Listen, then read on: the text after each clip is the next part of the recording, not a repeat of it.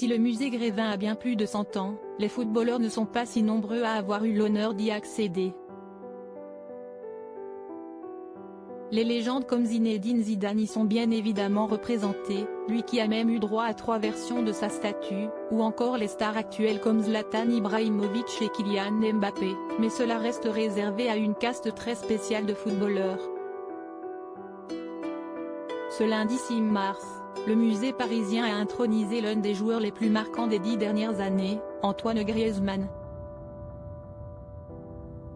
Le natif de Mâcon, parti faire ses classes en Espagne du côté de la Real Sociedad au Pays Basque, avant d'exploser sur la scène internationale à l'Atlético Madrid, fait déjà partie, à seulement 31 ans, des légendes de l'équipe de France.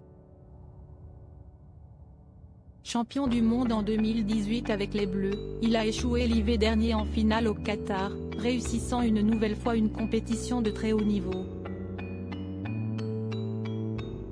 Considéré comme l'un des meilleurs attaquants des 10 dernières années, s'y est tout naturellement que le musée Grévin lui a fait une place en son sein.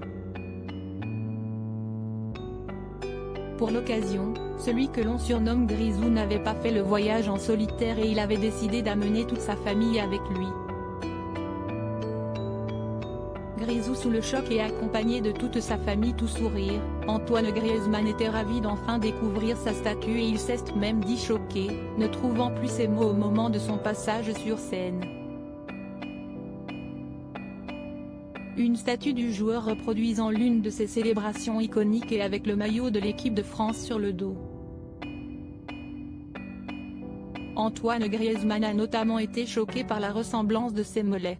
Au premier rang de la salle, Pure People, présent à l'événement, a pu voir sa femme, Erika Choperena, ainsi que sa mère, Isabelle. Notre journaliste, présent sur place, peut également confirmer la présence de deux enfants du joueur, Mia, 6 ans, et Amaro, 3 ans, ainsi que de sa grande sœur, Maud et son petit frère, Théo. Sa dernière petite fille Alba, était absente, sûrement encore trop petite pour assister à ce genre de soirée. Le père du joueur, Alain, était également de la partie pour entendre le discours d'intronisation prononcé par Stéphane Bern, devant une salle bien garnie,